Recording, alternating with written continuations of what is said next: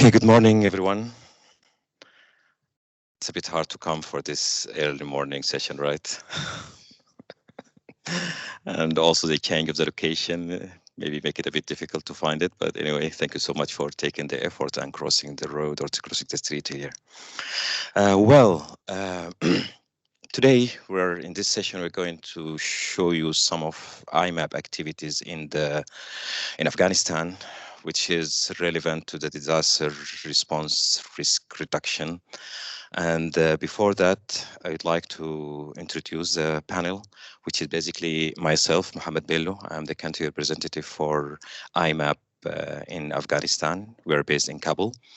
And I have here with me my colleague, Victor. He's our remote and GIS officer, developer in iMMAP Afghanistan. He's working remotely with our team. Never had a chance yet to be with us in Kabul, but maybe soon. And we have also Kari, the handsome man in the corner there, who is attending with us from Kabul. Right now he's there. He's our meal and data analyst coordinator in Afghanistan. And then we have our guest that I hope that is not going to hijack our session, Behar.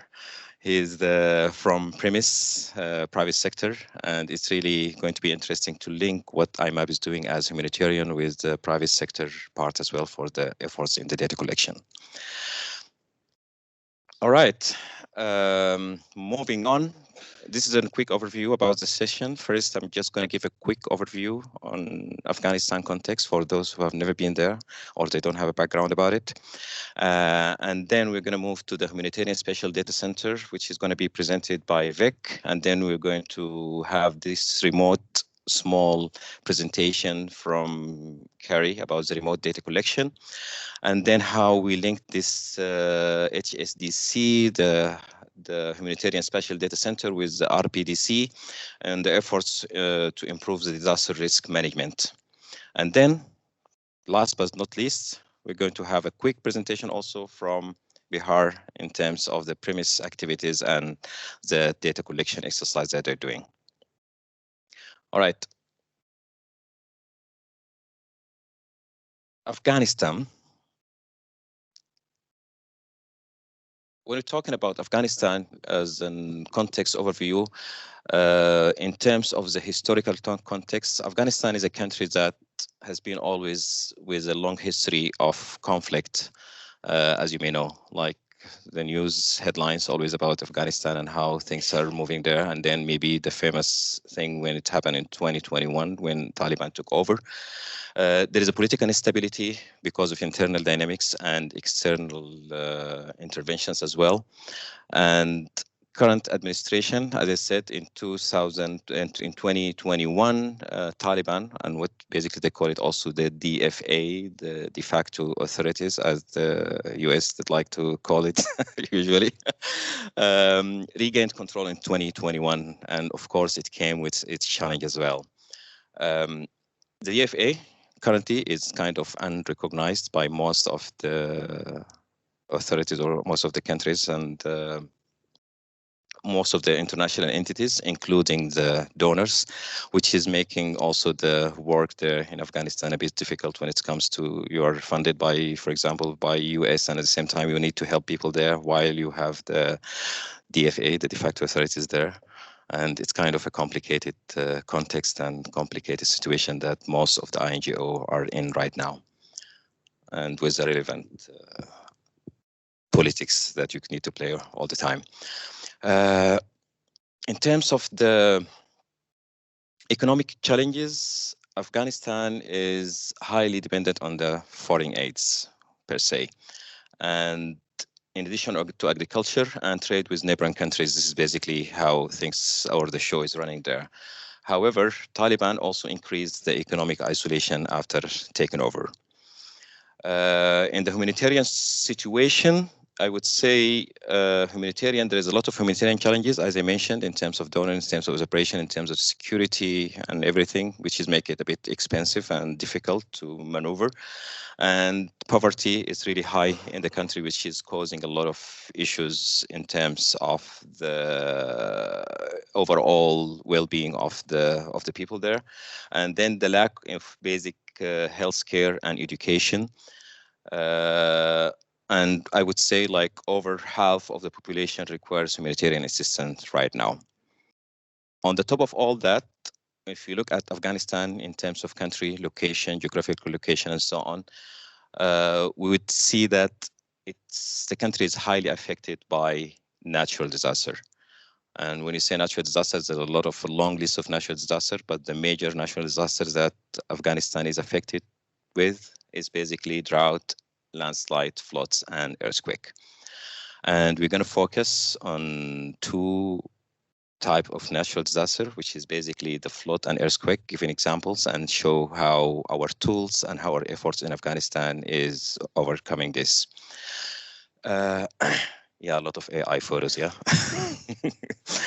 Well, if you look at the typology, as I said, like looking at this, we have few projects or many projects, information projects that looking at the natural disaster in terms of the earthquake and floods. And with more focus on the earthquake, for example, it's major actually there in the country. And if you look at this map, that shows the main earthquake that took place for the past few years and the number of fatalities and the damage of the building infrastructure.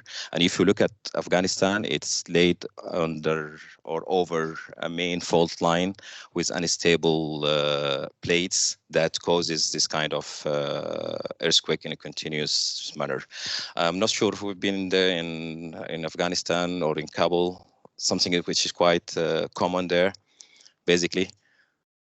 The almost daily or sometimes like weekly earthquake, which is basically sometimes it causes trauma for people like us that are coming out of the country. We're always, if you had this feeling, even if there's no earthquake at night before you go to sleep, you feel this shake. So you have to put like a bottle of water next to you because you need to look at it like with a half eye closed, like if it's shaking, then there is an earthquake, otherwise we're fine. And I joined actually Afghanistan 3 months back. So I had this kind of feeling. It's all the time, like especially during Ramadan when you're fasting, you don't know if this is a fasting or the earthquake is happening. Yeah, and Kari actually knows that really well, and Lawrence and our team there, or in the call right now. Actually, explosion, this is something happened actually, this is also one of the security issues as well, and something happened like before 2 weeks when a thunderstorm hits next to our building.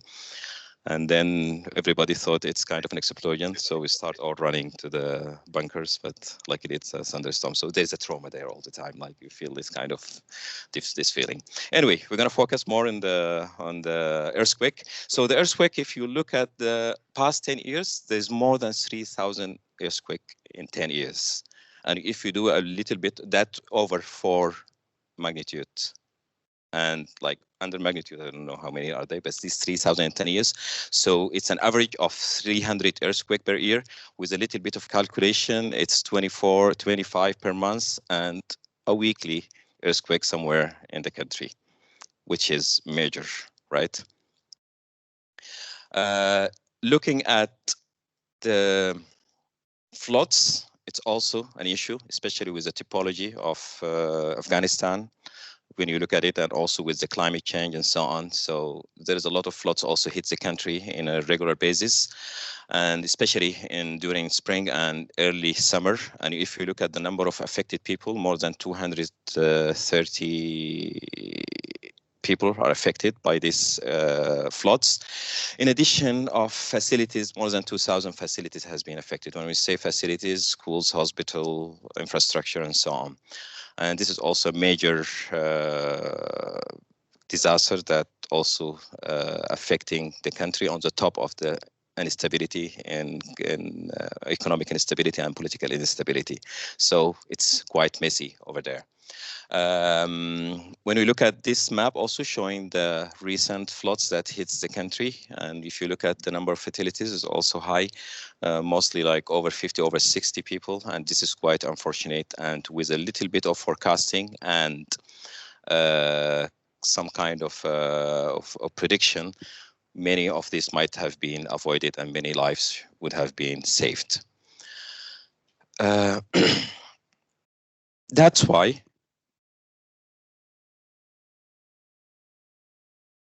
IM should come to the place for the prediction, forecasting, better information. And that's why accurate and timely data is crucial and effective in disaster response and planning in the country. Right. Because of that, we have one of our project, which is basically running for a few years now. It's called the Information Management for Disaster Risk Reduction and Response, which in short, we call it IMD3R. We have few activities. If you look at these activities, it's mainly information management support that we provide to the cluster. We have also capacity strengthening trainings for information management that we provide to the different actors there in the country, in addition to information system platform. And then in this presentation, we're going to focus into two components here, which is basically the Humanitarian Spatial Data Center and the remote primary data collection, which is basically both of them are mainly helping or supporting the disaster risk reduction in the country. These two tools are going to be presented by my colleague here in the room. And I think this is without further ado and without more explanation about the context of Afghanistan, I will leave the floor also to my colleagues to show you some of the magic that they're doing with their online tools and how this is helping. Over to you, Mr. Vic. I'll turn this microphone on. Let me know if there's any audio issues here. Hope I'm coming through. Thanks for that overview of the context in Afghanistan. We'll now move on to do a deep dive into the Humanitarian Spatial Data Center, the HSDC. Closer to the microphone.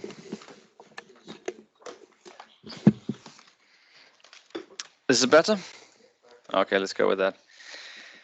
So the HSDC is an online tool, a web application for disaster risk management in Afghanistan, specifically set up for the humanitarian community.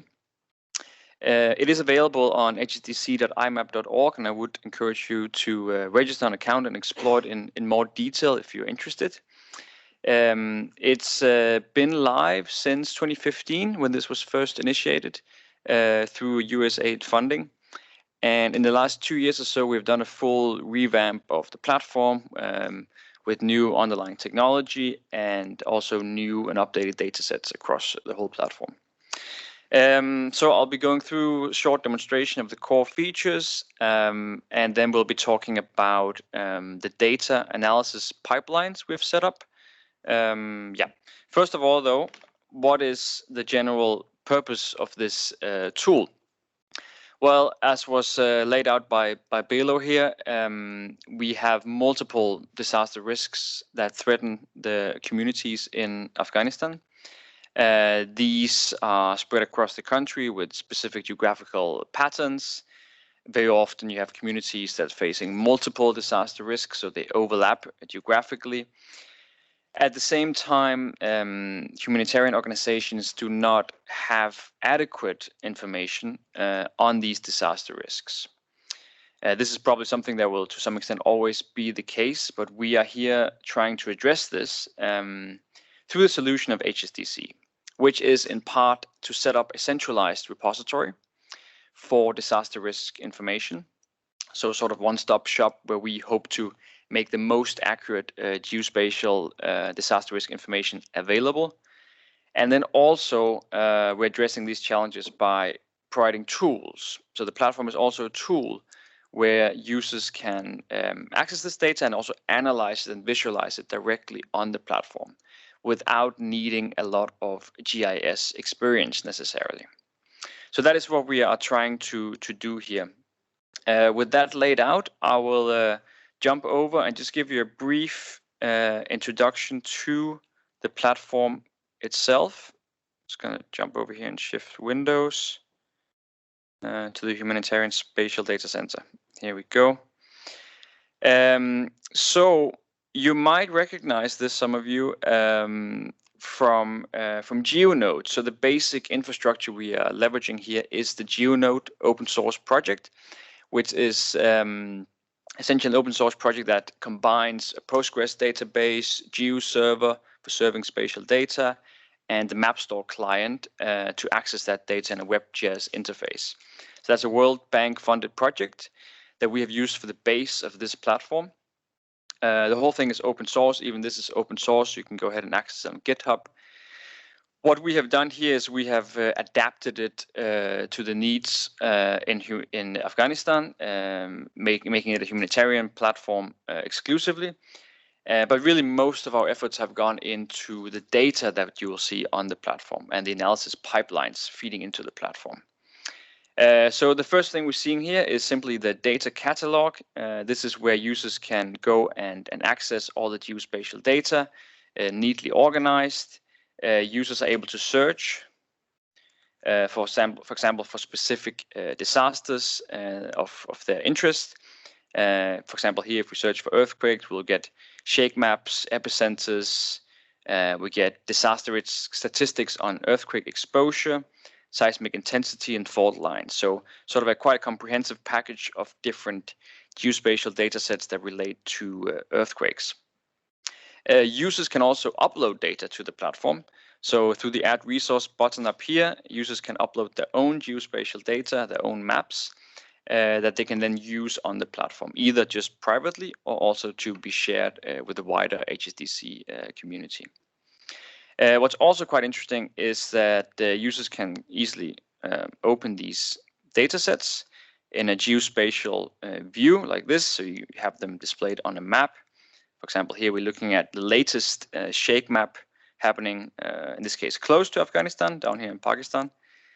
And explore the data, but also very, very quickly, simply with one click, click Create Map, and turn this into your own interactive map that you can then build on yourself. An example of what that looks like, and this is sort of the second core feature that I want to show, is these fairly simple interactive maps where users can use data on the platform. They can add any data from the data catalog, including data they've uploaded themselves. You have the basic features you would expect in a web map. You can click layers on and off, zoom in and out, change the base layer to satellite image, and so on. So what we're trying to do here is to have a way where users can easily, without having WebGIS experience, create their own interactive maps. For example, they can upload their project sites to the platform.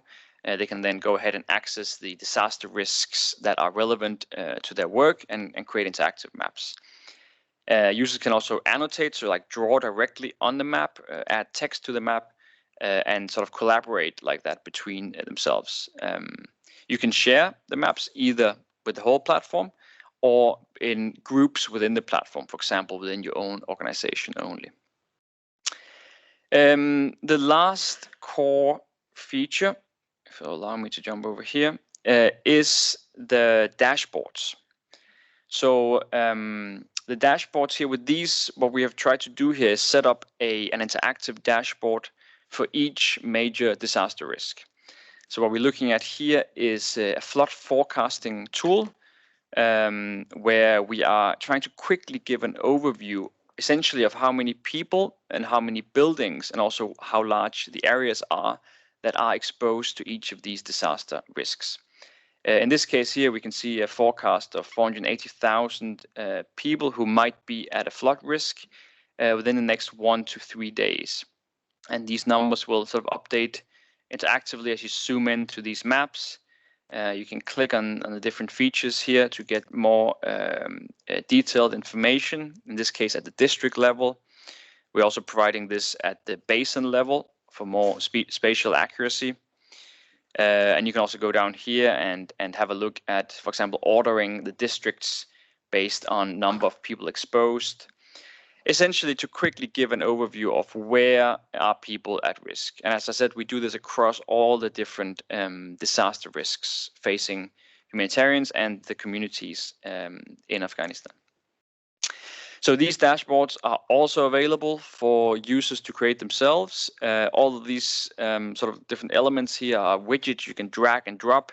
So you can set these up very, very easily without any web development experience. So both iMMAP and other users are able to do that on the platform. Okay, so that was a very quick overview of the platform itself. Let me stop sharing that and jump back to the presentation. Have a little sip of water here. Okay, so that was the core features, the data catalog, the web maps, and the dashboards. Now I will dive into what I'm the most interested in personally, which is the geospatial data that goes into these dashboards and maps and the data catalog. First of all here, Belo laid out the main disaster risks. There's one addition here which is less prevalent, but still definitely a risk for communities and also in particular perhaps for humanitarians accessing communities, which is avalanche risk exposure. What we have done with Avalanche is to essentially create a generic risk map across the country, and then using that to calculate how many buildings and people are exposed to this particular risk. And this has been done in-house using, in this case, multi-criteria analysis, incorporating terrain and slope, snow cover, and other factors. And the purpose of this is essentially, well, there's several different use cases, as you see here. One is access and route planning. So we've seen, for example, WFP using these data sets as well as other data sets on the platform for planning their aid delivery routes, especially, of course, in this case, in mountainous, snow-covered regions. But also more broadly for infrastructure placement, relocation decisions, and generally for identifying vulnerable communities. So this data is available on the platform both in terms of aggregated statistics at district and province level, but you can also access the raw data, so like a high spatial resolution data set on the exact slopes that are marked as high risk. A similar disaster risk is landslide.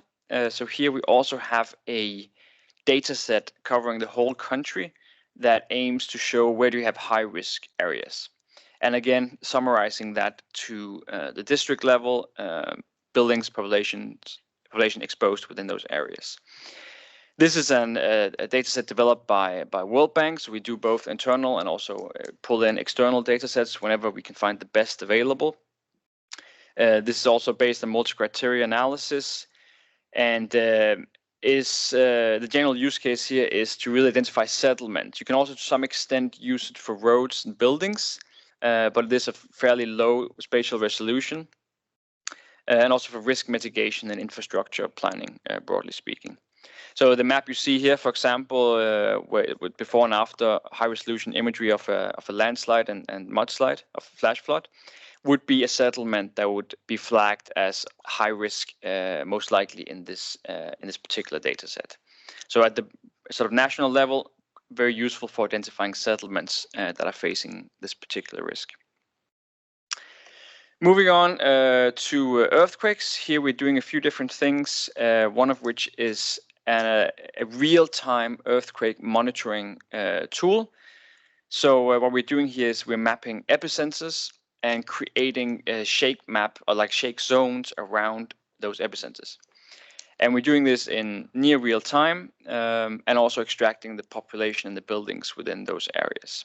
So the way it works is we're getting epicenters directly from USGS, and then we're taking those to calculate the proximity zones, and then using zonal statistics to extract buildings and population within those zones. It's set up automatically, so roughly 30 minutes after an earthquake occurrence, it's updated on the platform, and you can go ahead and access this information. So this is, of course, useful for getting a rapid assessment of the earthquake location, the severity, and the exposure, and also for earthquake response planning. Since there are so many earthquakes in Afghanistan, and we have data now dating back to about 2 years, you can also use this to get a general sense of where exactly do you have clusters of earthquakes, where they're usually most severe, and such. So that's quite a big data set accumulated at this point. Moving on to flood, here we're doing a few different things on flood risk. The first here is a sort of generic flood risk map we have for the whole country. This is based on a hydrological model modeling a 100-year precipitation event with different inundation levels. This is initially developed by NATO, but made available to iMMAP. And it will essentially show you where and how much flooding you can expect at one of these extreme events along rivers. Now, this is very useful for identifying high-risk communities, as well as for flood mitigation measures as well. This we've taken a step further last year by developing a flood forecasting tool that's partly based on that flood model as well. So what we're doing here is we are forecasting riverine flood areas in different intervals, 1 to 3 days, 4 to 10, and 10 to 30, and then automatically also extracting the number of people and buildings within those areas. The way it works is that we're leveraging GLOFAS data, which you might know. It's provided through European Space Agency, where they provide global discharge data and also flood forecasting data. We are taking the discharge data, so how much water is flowing through a river, and comparing that to the expected return levels. How much water would you expect to have flowing through a river? And then when discharge exceeds the return level, we're flagging that as a potential flood risk, and then using the basins and this hydrological flood model I showed before to estimate which areas could you then expect communities to be affected within.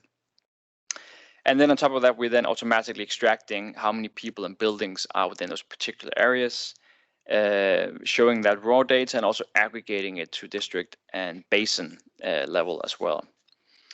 This is done daily. We get daily discharge updates. So there's a daily update around noon of the new flood forecasts. As I showed before on the dashboard, there was currently a flood forecast for the next 1 to 3 days. So it's quite a useful tool during the general flooding season. This is, of course, an anticipatory action tool, but also of use for accessibility mapping for humanitarian organizations as well. Right, so that those are the main disaster risk data pipelines we have set up. In addition to that, as mentioned, we're also trying to combine this with operational data. So we want to make all the operational data that we could imagine humanitarians needing in Afghanistan available as well. So we have infrastructure data, roads, buildings, wells, airports. The buildings we have available are from Microsoft Building Footprint, released about a year and a half ago, which is also the data we use for these statistics I mentioned. We have admin boundaries, we have environmental data like topography, rivers, so on. We have demographics. This is mainly from the World Pop dataset, 100-meter resolution estimate on number of people living in the country. This is the data we use for the population statistics as well. And finally, we also have accessibility data. So we have done calculations on travel times from anywhere in Afghanistan to health facilities, to province capitals, to airports, and so on. So all this combined, we hope that this will be a good sort of package where you can easily overlay the disaster risks with the operational data, as well as humanitarians' own program data. All right, so that's what we have now, but we're still working on extending this data catalog and setting up more data pipelines. One thing we are hoping to do soon is to increase the spatial resolution, in a sense, or aggregation from districts, which is the current best spatial resolution of the statistics, down to the settlement level. Now, this is quite challenging because there is no spatial data on settlement boundaries. But in the past, iMMAP Afghanistan has calculated sort of proxy data on admin or settlement boundaries. using geographical features like terrain and proximity to other settlements and population size. So we will be doing that again with new updated data and then recalculating the statistics to the settlement level so that you can essentially search for settlement and get exposure information at that level as well. Additionally, we will also be setting up a drought monitoring feature, where we'll be using different drought indicators from probably from Sentinel and MODIS, probably also looking at precipitation, and again combining this and aggregating it. What we'll do here also is aggregating it at a land cover level so that we can estimate drought, for example, within agricultural areas, irrigated areas, non-irrigated areas, and so on. Again, automatically and continuously, like with the other disaster risk types. And then finally, we're also putting effort into capacity building. We're setting up exercises here for NGOs and INGO members to learn how to use the platform better, specifically for disaster risk reduction, for example, with cases built around recent earthquakes and flood events in the country. All right, so with all that, sort of rounding that off, what is it really, again, that we are trying to solve with all this? And here's just 3 key things. You might be able to think of more things as well. But one thing is mapping exposure, which is also how this links up to the second or third part of the presentation here with the remote monitoring tool. HSDC is really good for understanding where people are exposed to these risks, which communities are facing what risks, and ranking them accordingly. This in turn is very relevant for strategic planning, especially as we provide all of this as aggregated data at different admin levels. We see this, for example, with OCHA using these data sets for PIN calculations. We see it also with organizations using these data sets in early stages of their program planning. And then finally, enhancing collaboration, broadly speaking, both through simply having this base of evidence available, but also through the tools. So having a platform where multiple actors can share data, work on maps, and in general have this a platform available for collaboration. That was a quick overview of the HSDC. I'll hand over to my colleague online here, who will talk about the primary data collection exercises and how these things link up. Thank you so much, Victor.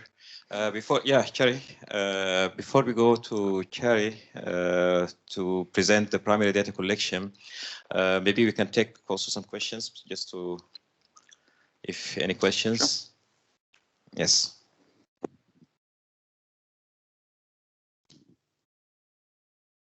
Yeah, thank you, Bilo and Victor. Bill Barron, CEO for iMMAP.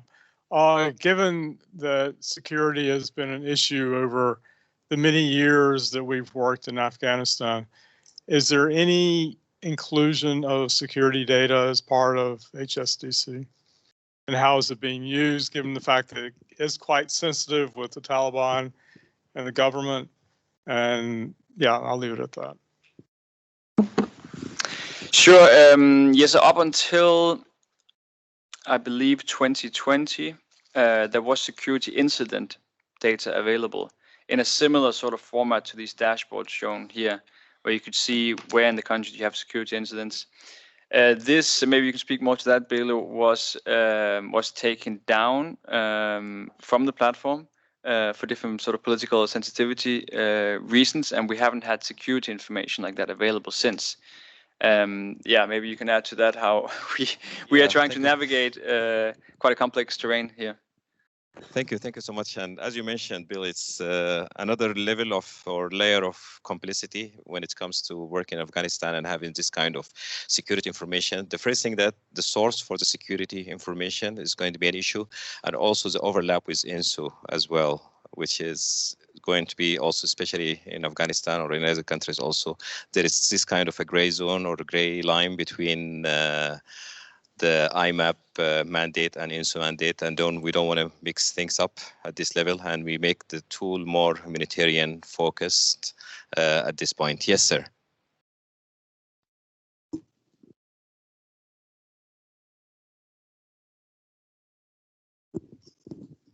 Thank you very much. I'm Shafiq Mirzazada. I work with the Geneva Center of Humanitarian Studies as a researcher. I don't have a question, but I got my the comment I made at the slide before the last, which you also include the operational data. You'd like to incorporate operational data into the disaster risk reduction platforms. And that's, I think, very important as well. And I was thinking about the, for the response, it's important for humanitarian actors to know where the facilities are, for example, where the health facilities are in order to be able to provide services to the affected population. And I'm happy that you're considering including that into, and I think that should be done in order to help humanitarians to respond to the humanitarian crises that happens, whether by earthquake or landslide or floods, which goes back to one of the points you made in your presentation. I think you said that lack of health services or healthcare services. I think that's a bit too strong because still the health facilities are functioning with the support from the donors and UNICEF specifically. So there are health service delivery available. So if it is that incorporated into this, that will be very helpful for humanitarian responders. Thank you. Yeah, thank you so much. And maybe something that I should have mentioned at the beginning, some of our attendees here, maybe they don't know what iMMAP is. Anyone knows? So we started the other way around. Yeah, iMMAP, basically it's an NGO that focuses on information management. And when it comes to information management, it's basically the information that support the decision-making process. It's an NGO. We don't have any in-kinds, only information, data analysis, and so on.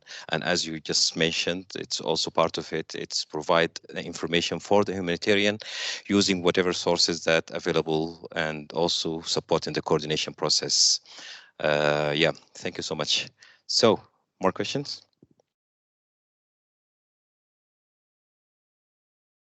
We have one question in the chat, though. Hi, good morning. I'm Manon Jones with IOM CCCM. Thank you so much for the presentation. I was not familiar with the tool before and looking forward to exploring it further. My question is, in a context with over 3 million people displaced, how do you ensure that the data sets we're working with and analyzing in the platform are kept up to date? I'm not familiar exactly with the nature of displacement there and how frequent movements are, especially since 2022. But in particular, building footprints, the Microsoft building data set is, as you said, 1.5 years old, and wondering whether iMMAP is looking at working with other like geospatial data organizations like HOT that volunteer or crowdsource geospatial data, and whether like automated building detection can be like one of the tools to, I'm very supportive of the platform. It's just trying to explore, particularly like updated building footprints is really difficult to find, especially in rural areas. And many of the affected areas we're looking at or discussing today are of that. Thank you. Thank you so much. Sure, thanks for that question. Yeah, I mean it's a challenge to keep up to date with all the spatial data sets, and building footprints is an interesting one. There's definitely room for doing more when it comes to mapping buildings, and there's many sort of automated ways to do that, but of course it does take effort and resources. In recent years, though, there have been several good data sets coming out with building footprints, Microsoft being the first one that did like a really broad, maybe not global, but almost global AI detected building footprint data set, which we used. But in addition to that, Facebook, Meta has also come out with one, and Google has also come out with one recently. For the case of Afghanistan, we have, of course, been keeping an eye on these, also comparing with OSM, obviously. but the Microsoft one has been the most accurate in this particular context. So what we're doing is simply keeping an eye on other data sets coming out that could be better. Unfortunately, I would like to have our own system for this, because there are things we could do, but it is a bit resource intensive, so we're not doing that yet. So basically my answer to that question is simply that we keep an eye on what's being produced everywhere and keep comparing it against our own and updating when we can, essentially. Thanks. Thank you. There is a question online. Last question I'm going to take, so we're going to move and then we come back again because we have also some time for the question later. Another question is from Carlota Mosher. Do you offer customized one-to-one support to organizations using satellite data for preparedness activities? If so, what does that kind of support entail? Do you have any examples of the organizations you have worked with? So can I get the first part of the question again? One-to-one support using satellite data. Yeah. So in the context of Afghanistan, we're not doing any direct remote sensing as such. I mean, we are using high-resolution imagery as base layers, and we're doing a little bit on drought forecasting as well, with some products derived from satellite imagery. But speaking of iMMAP more broadly, then we have done quite a bit of support with satellite imagery. There's some good cases from Colombia where we did some satellite based settlement detection. We've also done a lot on cropland monitoring in Syria, fire monitoring as well across Syria, and some flood mapping as well. Now, I'm a little bit unaware now if this is sort of one-to-one support, but I think maybe you can speak more to that, Bela, but I think we're certainly available for applying our expertise on the one-to-one basis if the right projects arise. And we do have quite a bit of in-house experience with satellite imagery and remote sensing in general. Thanks. Yeah, thank you so much. And I would like also to emphasize that the platform is quite open platform and also ready to be maybe replicated in some other context and other crises as well. Currently, it's mainly focused on Afghanistan, but for sure, this is something that we'll be more than happy to explore. Let's continue maybe just for the sake of time, and then we'll leave more room for questions later on. Chari, go ahead, please, and share your screen. Maybe you can share your screen. Thank you, Bela. Thank you. Do this and here. All right, I'm assuming that my screen is visible. Yes, perfect. Yeah, sorry, I saw your thumbs up late, Victor.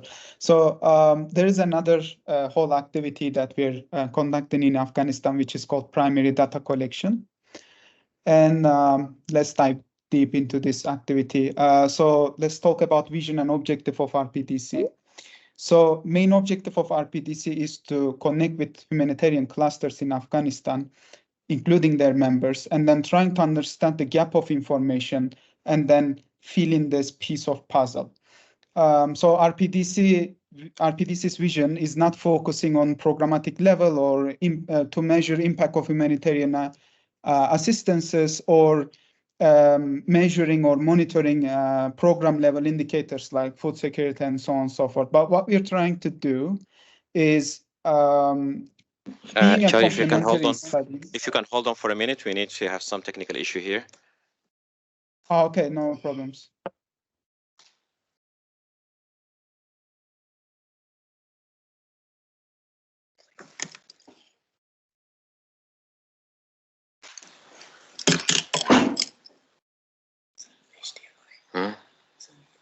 I don't know. They have their own system here. Actually, basically, it's this one. Huh? Yeah. I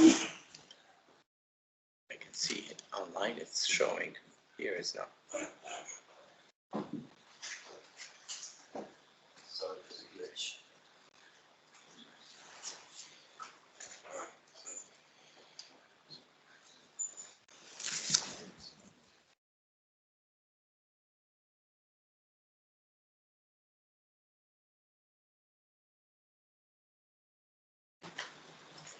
All right.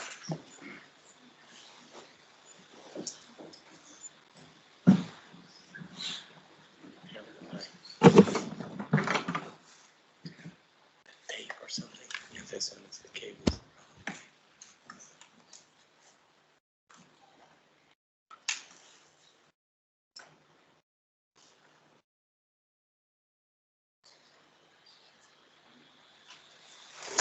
Try from this.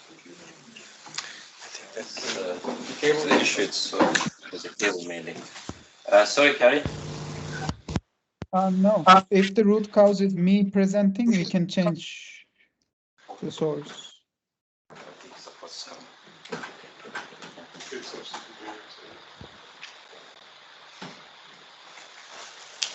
You try plugging in? Try this one. Yeah.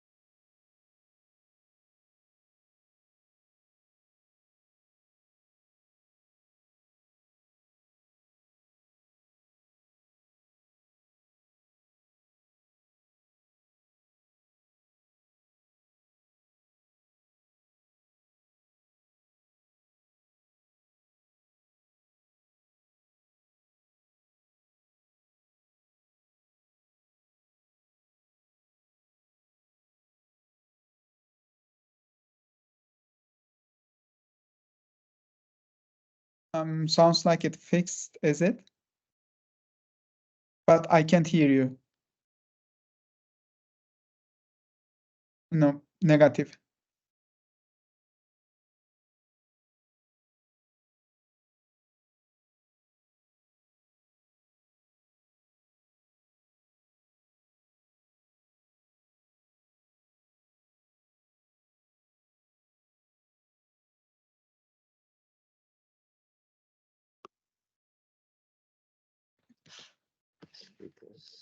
How about now? Can you hear us? Yes, but it's echoing.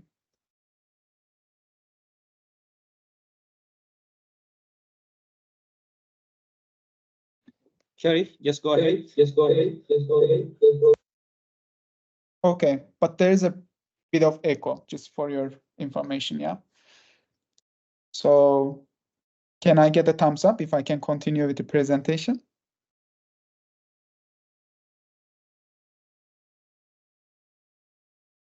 Or some note in chat? This is, okay, this is thumbs up. All right, so yeah, where were we? Okay, talking about RPDCs. Great, all right. So sorry about colleagues online about the issue. Yeah, we were talking about RPDC's objective and vision. So mainly we're doing RPDC to become a complementary study and to become a piece of puzzle, not to monitor program level or institution level impacts.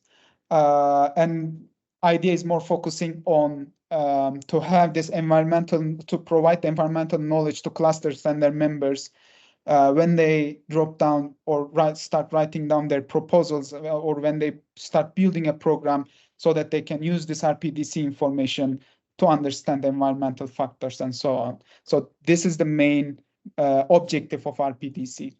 And also the other very important pillar is upholding the data integrity.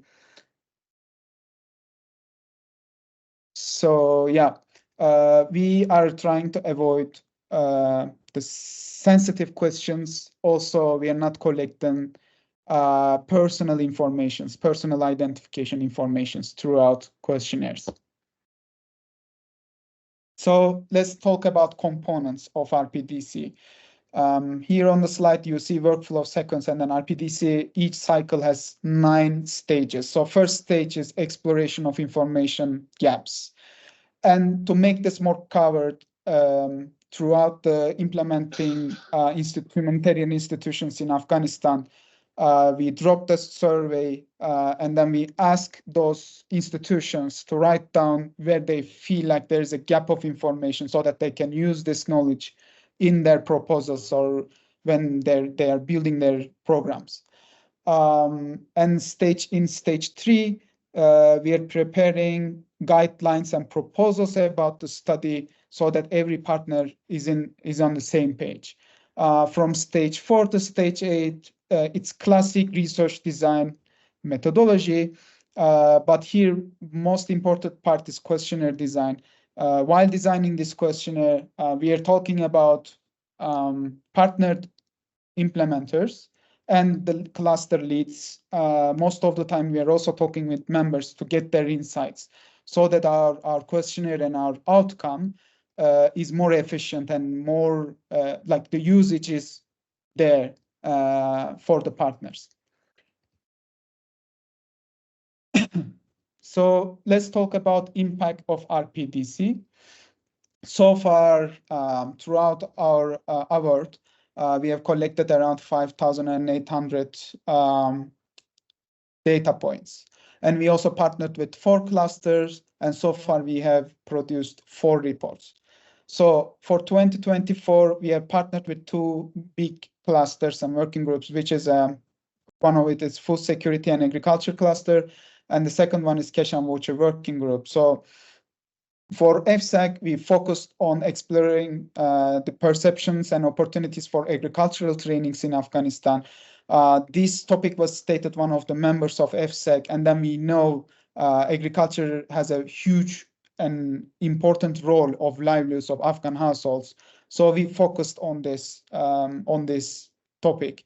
Following up on that, we have partnered with Cash and Voucher Working Group, and then we did a study called Community Insight Survey for cash-based programs. And then this is where we try to understand what are the perceptions of Afghan households towards CBI.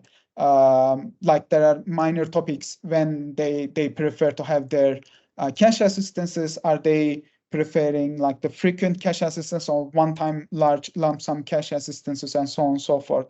So with each study, we are preparing at least 2 recommendations for the cluster and its members, and we are hoping that those recommendations will enlighten the way or enlighten the way for future programs as lessons learned. So moving up on the before moving intersecting interest between HSDC and RPDC. So we talk about HSDC, and then as Victor stated, HSDC clearly reflects the exposed populations and their locations, right? So we know who and where and how many, more or less. Of course, depending on the selected disasters, as Victor mentioned, we have flawed forecasts. So also for some disasters, we know more or less when aspect as well, right? So building upon that, we come to an idea of merging HSDC's powerful vision with RPDC's yet another skill of giving a voice to households, right? So this is what we call unlocking a potential for humanitarians, because all the products that Victor mentioned so far, what they're missing there is that the voice of the people who lives there, right? So imagine merging two products together. You have a map. There you see the vulnerability and the exposure of the population and where certain disasters could happen, and then merging it, taking it as a regional sampling, using it on RPDC, and then coming up with a product saying that, okay, here earthquake might happen because there's a fault line, right? And then the number of exposed population is that much, and that's that for HSDC part. Following up on that, if we if we take this information and use it as a regional sampling for our RPDC studies and then target those exposed districts, and then connect with those households and asking questions such as, hey, if your households got destroyed by an earthquake, right, what would you do? How many months of savings that you have to cover your expenditures? Maybe 3, maybe 2. Another question that comes into mind is that if your households got destroyed again in the earthquake, are you willing to move to another province? Do you have relatives anywhere else, right? So this is what we call pre-shock assessment. And then we are aiming to have what would be the reactions and copings of households, of impacted households after the post-shock. So the main idea, one of the main objective is that trying to cover up or assist the post-shock assessments, because sometimes it could be a bit chaotic, especially like the disasters like destructive earthquakes. So, but knowing this pre-information beforehand will help a lot to post-shock studies. That being said, and merging those two studies requires 6 stages. Stage 1, of course, selecting a disasters like earthquake that I just gave an example of. And then there's stage 2 and stage 3. Actually, they're one stage, because what we do, we take the exposure mapping from HSDC, and I'm a big fan of like internal customer, Victor, shout out to Victor there. And then in stage 2, we're mentioning map data collection capacity, right? So right now we're working with premise, means that we take the coverage capacity of premise and then we merge it with the data from HSDC to see if we can really cover, if we can really collect data from those exposed regions. So stage 4 is, of course, partnering with clusters, because when disaster hits, it's intersectoral or it's multisectoral, right? So we can't just partner with shelter or wash, but then we need to ideas of every cluster. Also, increasing the awareness of this study so that in the future they know, and they already contributed the needs. They implemented it in our questionnaire design, so they have the information. Stage 5 is increasing the partnership volume. For some disasters, maybe only a third-party data collector is not enough, or maybe some institution wants to collect their own data so that they can join and contribute to this exercise. And of course, stage 6 is the closer dissemination and dissemination of findings, and then having this pre-shock mapping. So yeah, this is the presentation from my end. And yeah, I'm leaving the word to Bello. Thank you.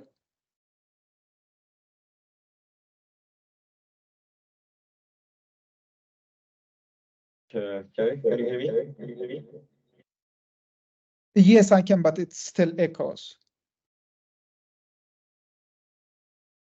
With the sound, so we're gonna move to Bihar, and then maybe later on Egypt next.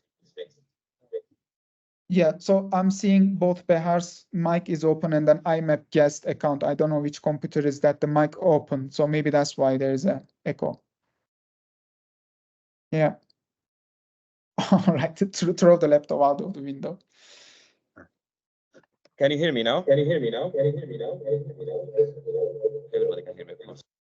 I think that laptop still works somehow. I don't know if that's the account. Move to your presentation. Can you hear me? Okay.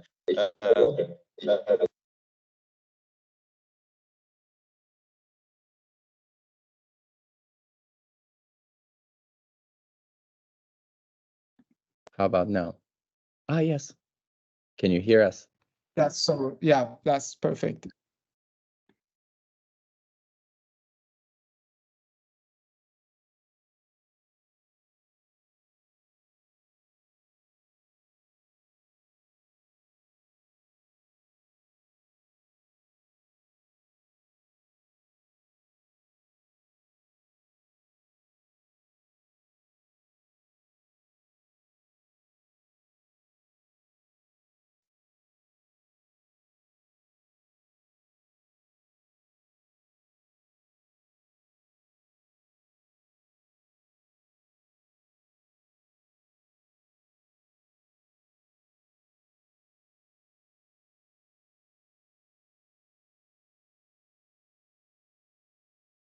Chagri, can you hear us?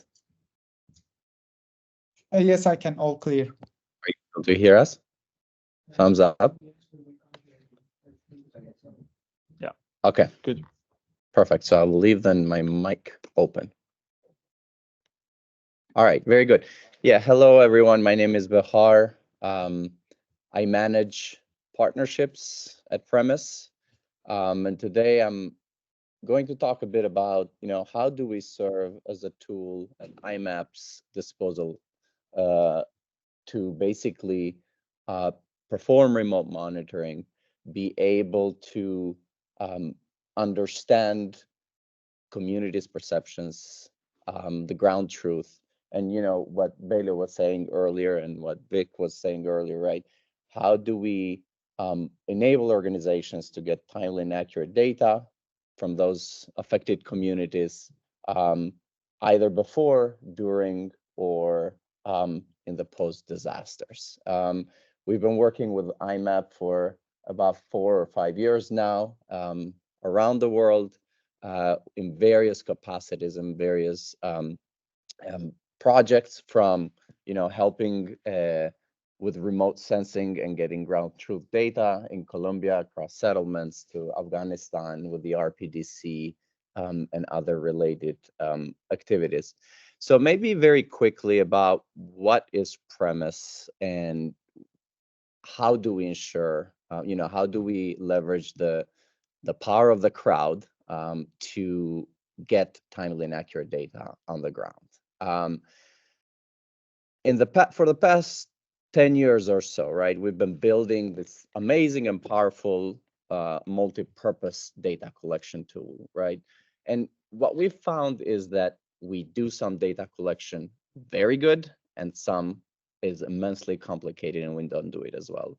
So what we've decided now is really to take a more modular approach to remote monitoring. And what is that? And this is basically what I'm going to walk you through. In the meantime, then I'll tie it a bit into how our networks look like in a place like Afghanistan, and how we're able to really be able to enable organizations like iMMAP to run these rapid polls to measure, what perceptions may be, to send people to flooding areas, to map out facilities, damage, etc. Alrighty. So we all know that data collection can be painful, slow, generally not actionable. And this is especially the case in non-permissive contexts, or those that are mired by conflict or prone to disasters. And the real idea from our founders was that, what if we can get local citizens living in those areas where we may need data and insights from to become a part of that solution? And this is basically where Premise comes in. Our founders really saw that, 10 or 12 years ago, smartphone ownership, started to grow at a high rate. Nowadays, we're looking at, an average of 67 to 78% adoption rate in low and middle income countries. Even in places like Niger, where that's lower than the median, we can see that it's about 50% of the population that are adopting smartphones. That, coupled with the increasing reduction of cost of smartphones, especially used smartphones that can be sold in local markets, and this growing opportunity for gig work. We can see Uber launching everywhere. I came here from the hotel to the conference, via Uber, and we can see that people can start using their phones or their cars to make money on the side. And this is kind of the idea that our founders had, looking at these changes in the ecosystem, and really started thinking, how can we go, what if we turn smartphone users into gig work data collectors? And this is essentially what Premise is.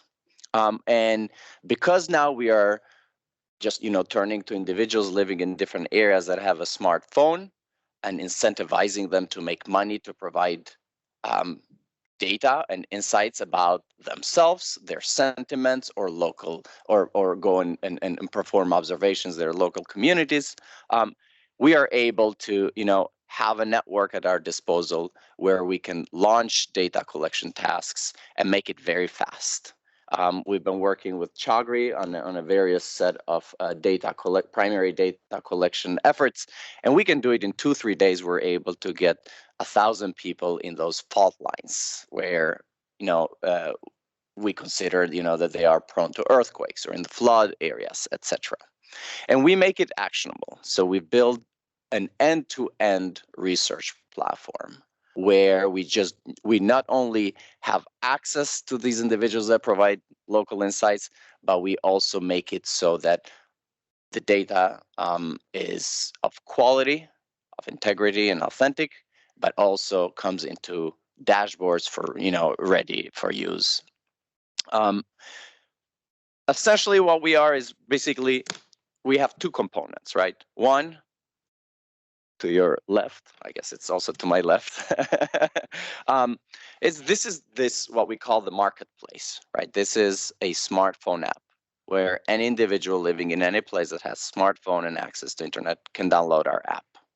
We have about 6 million or so contributors that earn money either to provide, sentiment data, so basically respond to 4 or 5 minute surveys about their sentiments, knowledge, or attitudes, and make a few cents, right? 5, 10, 20, up to $1, depending on the supply and demand for the data in a given place and given time, or perform observations. Take their smartphone, go to a place or to a site, map that site, pick up automatically the GPS, perform, answer a few questions about the attributes around a specific site. For example, if it's a health facility that was being spoken about, is it open? How often, is it open, from what hour to what hour, and is it safe to be there, right? These can be different types of tools. When we worked with remote sensing in the past with iMMAP, really, iMMAP was leveraging satellite imagery to detect settlements of refugees coming into a single place or in a specific space, and then they would leverage premise to basically send these ground truth or to get the ground truth, right? To validate that site. Do they see garbage? Do they see tents collecting? Do they see a lot of people? So in a way, pairing that satellite imagery with a sense of what's on the ground. On the other side, right, the other piece or the other component of premise is basically a platform where we manage this marketplace of thousands and hundreds of thousands of contributors. We manage the whole life cycle of the data, from instrument creation to launching it into the marketplace, running all these automated quality assurance algorithms that are able to detect potential fraud, see, kind of quality control the data if it's, if it's being done in a way that it's not accurate, and bring that data, transform it all the way into dashboards, right? So the idea is like, how can we shorten the process of data collection, not just how can we get access to these individuals at any time. So what did I mean about earlier when I said we used to be this, build a lot of tools to become this multi-purpose data collection solution? What we're realizing more and more is that what we do and what we do good can fit within a set of tools or in a set of solutions, and that's what we basically have done. Our largest part of premise is really on the commercial side. That's where we work with the likes of Coca-Cola, with Mondelez consumer packaged products. We're able to go at every mom and pop shop and be able to take stock of, Coke bottles, pricing availability, right? Availability and pricing. Are they sitting next to Pepsi?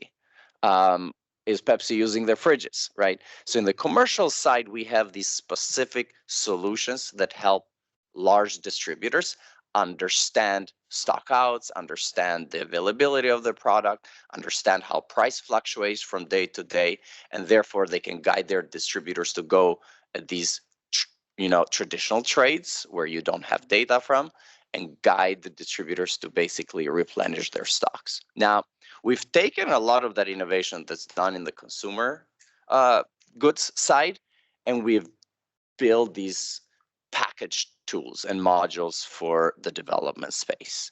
And this is where basically we are focusing on remote monitoring, where a lot of monitoring evaluation entities use us across the board, where a lot of research entities and information management entities use us for, and then audience analysis. So this is more in the social behavior change. So how are we able to segment audiences all the way to test out messaging and then be able to see how effective these campaigns may be. Very quickly on kind of what are the challenges that we're trying to address, right? Generally, donors or organizations tend to be in capital cities, tend to focus a lot of kind of the data gathering anecdotally, either using key informants or those networks that are on the ground. And we tend to not be able to go outside of there. This really becomes even bigger of a deal when we are dealing with a country where the context, there's conflict or there may be a disaster where travel is not easy or safe. The other one is really fast changing context in places like Afghanistan. I guess now it's calmed down, as you said. Things were changing very quickly, right? The context was shifting rapidly. Or think of Ukraine. When we are trying to collect data and send these enumerators, to run these surveys, we get the data by the time we get the data and process them, the situation has changed, and that is an outdated data. So how can we get to a point where we are really staying on top of the community pulse and we are always staying close to what's happening on the ground? So that's where really kind of our strength as a solution lies, right? Now, what does this remote monitoring solution contain, right? Situational awareness or analysis, right? The ability to measure and detect changes in public sentiment and react to these unexpected political, economic, or disaster events, right? To be able to deploy or launch a survey today and understand what's going on the ground from those that are living or that have been affected tomorrow, right? Or do that recurrently, right? So that we really are staying on top of the situation, understanding trends or anomalies, and not waiting until disaster hits to basically try to kind of put pieces together and understand what's happening.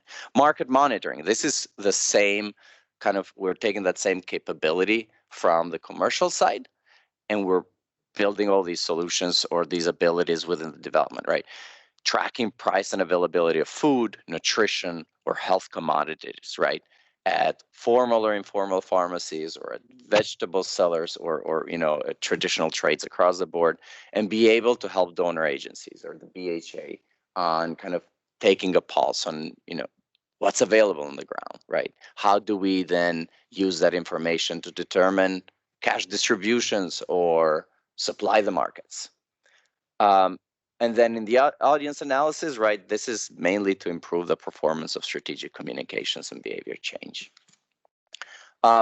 Very quickly on each of these, where we see basically our situational analysis module be put to use a lot, right? Including in this project in Afghanistan, where Chagri and the team really have been deploying premise to get a sense of what may be cash distribution needs, right, to monitor the humanitarian resilience of individuals around the fault lines, be it earthquake or floods, right? Track assumptions and risks of a specific strategy or a specific set of indicators, right? And then once we understand those anomalies, or depending on what the data may yield, then we have that ability to run ad hoc surveys and kind of dig deeper. In market monitoring, this is this is really this solution is not just enabling us to understand what goods or products or nutritional foods or health commodities are in place. They're also helping organizations or donor agencies that are that are consistently being monitored or asked to make sure that their goods that they're distributing are not put to misuse. So one thing is about understanding product pricing availability. The other thing is really leveraging the same solutions, same capabilities to detect potential aid that's being diverted into local markets. So we have individuals with smartphones going to local markets across the country and take pictures of products that may have something like a USAID logo or a WFP logo. So then these donor agencies or these distributors, humanitarian aid distributors, are able to detect where these areas may be, where more of the goods are being potentially diverted into local markets, so then they can go and do further investigations and make sure that humanitarian aid goes to the intended use. We do the same through a sentiment survey by running an accountability to affected population survey, asking individuals in those communities, have you received aid? Do you know anyone in your community that received aid? Right? Are you satisfied? How often does it come to you? Does it last enough until the next round of aid? Or are you being asked? Are you being asked for a bribe to get access to this type of food? So this way we kind of get that whole sense of what's going on the ground at all times on a monthly basis or quarterly basis or more often. In terms of health commodity monitoring, it's very similar as as nutritional goods, right? So we have this ability to turn to local citizens, send them to local health facilities or pharmacies, and be able to look at key products that understand their availability, understand their pricing, and be able to kind of stay on top of the needs that communities may have at any given time. In terms of audience analysis, and this is kind of our last piece of the solution, we are leveraging this network of thousands of people in Afghanistan or in Ethiopia or in 140 so countries, right, to segment audience, right? So organizations basically can turn to these panels and be able to segment the audience, understand who knows what, right? Are you going to take a vaccine, a COVID vaccine if it's available, and if not, how does this message resonate? So be able to identify key topics, but then also develop and test these messages. And then once we've done that, right, we have that ability to run monthly surveys to understand if people are seeing a given campaign, where they may be seeing, and start measuring its effectiveness and basically use data at all times to guide these campaigns. All right, so this is my last slide, and I know that we are almost on time, so I'll leave the rest for questions. How does this end-to-end solution look? Right, we have national networks of thousands of individuals. Right, these you can think of them as panels. We know their key demographics, we know their locations. So, for example, in the case of the work that we're doing with iMMAP in Afghanistan, they draw up the areas, the areas or polygons around the earthquake fault lines, and then we can segment that audience. So those that are in our network, we can launch the surveys and start getting information by just these people in there, or we can dig deeper, or we can segment just women in the country if we want to know something about education. We can do all of that in near real time, right, and manage the whole life cycle with all these state-of-the-art quality control algorithms. And the rest, right, as I said, right, the ability, we enable that ability to surface meaningful insights, and we do that through dashboards, so all in one. I'll stop here, and then if there are questions, I can show other stuff. But in the interest of time. Thank you so much, Rihar, for the informative presentation and more in-depth to the tool that you're using. And actually, we quite value the work that has been done together with Premise for the past few years. And it was quite instrumental to our remote data collection activities in the country. And my question first, do you consider this kind of what we call it crowdsourcing technique? You linked it also with crisis mappers. If you remember, like a few years back, they started this kind of data collection with an SMS, something like that. And this is kind of another level.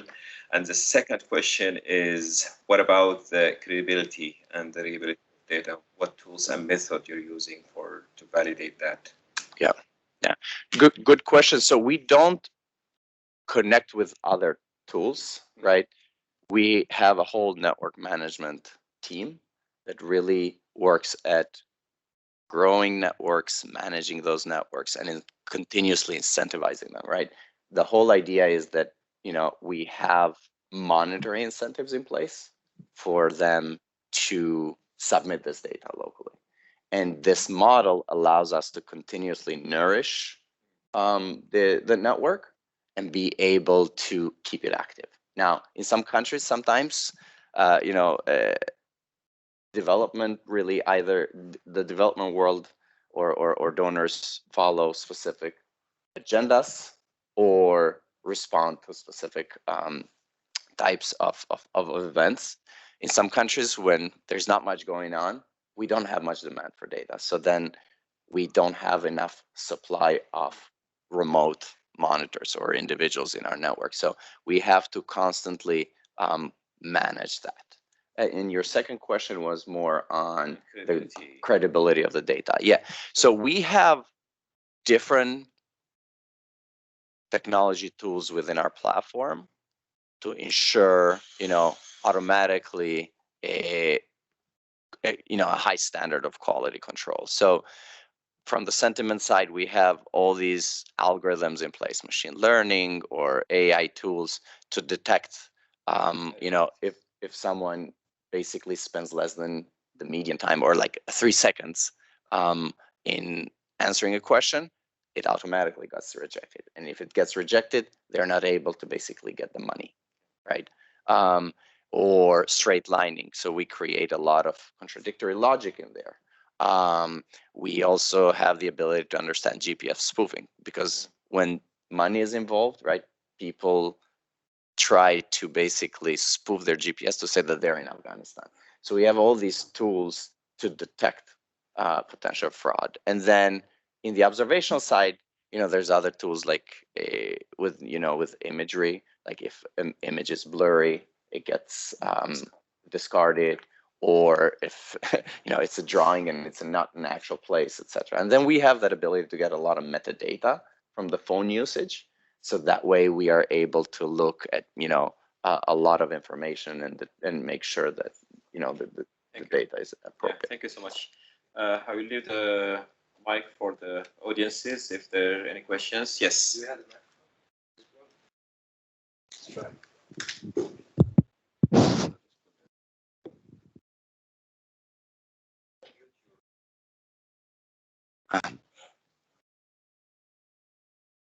Yes, it's me. Hello, this is Sari. Can you hear me? Yes, positive. Okay, great. Hi, this is Eero Sario from IFRC. Nice to see you again, Sari. For an organization that is used to primary data collection but is now thinking to do remote data collection, what would be your advice or like key success factors that people might not think about when they tap into remote primary data collection? Mm-hmm. Hey, Eero, first of all, it's nice to hear your voice again. Unfortunately, I can see you through this camera perspective, but yeah, hey man, how are you? Following up on your question is, yeah, there's actually too many pillars to understand, right? So let's focus on one thing, the data quality, for example. So there are several aspects, like not having very long questions, or then do not have more than 5 or 6 response options for a question, and so on and so forth. But alongside with that, so since Behar is there, I can also say it. I have my own data quality check system as well, right? Of course, Premise has it, but then we like it's like a layers of filter to have this data.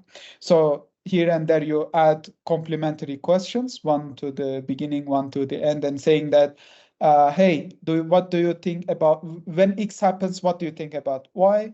And then following up near the end of the questionnaire, you play with words, and then you compare those results. And then if they're like not intersecting with each other, there is a question for that. So yeah, another part is that we do all this because we don't know just people sitting there and just I'm gonna say A, B, C, D, and F, G and just get my money from Premise. Yeah, so this could be a motivation. So we can prevent doing this in that matter. Of course, there is huge another thing, bias. Okay, so I really like a story of this statistician in America during World War II. So most of those statisticians were focusing on those planes that has got hit. And then imagine this as a plane, and then they say plane got hit on this side and on this side. So the military persons was thinking that, okay, if we make those ends stronger because they got shot from those, the shot density is more dense on that part of the plane, our planes should be fine. But that's a huge bias because those planes that got hit from those sides are actually returning back to base so that you can do your research on them. But then the other planes that has got hit by the other sides, you don't even see them. And this is where you need to focus. So this is the perception bias, means that whenever we do, let's say, whenever we do a study with Premise, first of all, we checked the density of the gender of the attendees of those questions. So, and if we know that 90% is male, then we can assume that there is a like gender bias. Or let me tell you like exact same story. If we do, okay, let's say if we are going to do a program and then we are going to distribute smartphones, right? And then we collect data through Premise. So as Behar mentioned, those people already have their smartphones. So that is a huge bias. So eventually you need to understand the tool that you're using and what are you aiming to do with that tool. And then you need to understand if they're comparing with each other. So this could be my lessons learned so far. I hope I answer your question. Yeah, thank you. Thank you so much, Cherry. I think we're out of time. Maybe you can take one last question. Yes, please, before we... Hey, thanks for the presentation. I used to work for Impact Initiatives and for WFP VAM. And when I used to work for those two organizations, we did different kinds of remote monitoring. And I'm wondering if those kind of factor in or are appropriate for the context that you're working in. When I was with Impact Initiatives, we would do, we would set up data collection points in migratory sites or IDP camps. And we would ask new arrivals about conditions where they're coming from. That was really relevant in a very like high migratory context. But for other scenarios, we would supplement this with more kind of call center activities where we would intentionally reach out to them. And then when I worked with WP VAM, they had very heavily relied on that for like a wide regional monitoring. So I'm wondering kind of like comparing like the marketplace approach where you kind of incentivize people to kind of contribute themselves, if you've kind of used the other two methods and see kind of how those responses compare. Yeah, that's a very good question. I mean, maybe just to tap a bit into what Chagru is saying, and then I'll get to you. Yeah, there's inherent biasness. We also have, like, when you think of smartphone users. These are individuals that can afford a smartphone. These are individuals that are generally young, and then know how to make money on the side. So keeping those limitations in mind, we always start then thinking about how we can best segment these audiences that can provide that, the information. That's always a problem with technologies. In terms of your question, that's a very good question. I think one of those solutions, one of these limitations of ours are also the ability to go to these IDP camps and perform. We cannot just send a normal person from a local community to just go to an IDP camp and be able to, collect data. So that's kind of something that we've actually stopped because we don't do that well. We are not able to, although we have a lot of trainings and abilities for individuals, to become more sensitive or, get a better sense of a specific topic. There's a lot of needs for permissions. There's a lot of personally identifiable information that will get involved with these. So we are actually shying away from work directly with IDP camps or areas like that. I don't know, Chagri, if you had any point to add in there. Yeah. So I have a really good experience with WFP1 from Turkey. We both we work with them very closely in Turkey with the ESSN. I don't know if you ever heard of it, like this biggest cash program in the world, and for the IDPs, right? So I can clearly see your question's purpose. So Behar's answer was on point, but what I could add on top of that is, so there is this sampling when you know your target group, and then there is the sampling when you do not know. So the second part falls under snowball sampling and so on and so forth. So if you just, so snowball sampling is more or less like this.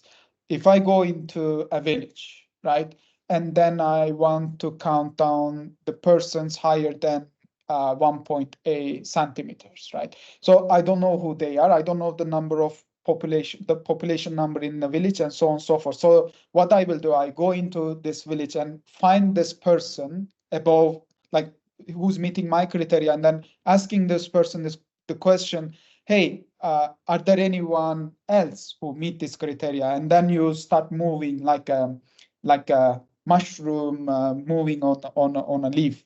So this is snowball sampling. What WFP1 does is they already pre-know most of the phone numbers and their beneficiaries and so on and so forth, so that they can use those call centers to call people. But what if you don't have it? So I think premise in that matter is very strong. But of course, there's always a political element of being in a camp and so on and so forth. Yeah. But thank you for the question. Very nice one. Very good. Yeah, thank you so much, Chari, for answering the question. I think we are out of time already, and we need to leave the room for other session. It's really interesting to hear the questions. However, we'll be around. You'll see me around the conference here for the upcoming days. If you need the contact information for any one of our panelists, let me know. I will let you get in touch with. And thank you so much for coming and joining this session. Thank you. And thanks for those online. Thanks, Chari. And thanks, Behar and Victor, for your time and the amazing presentation. Thank you. Thank you all. Thank you for your time. Thank you, everyone. Bye-bye.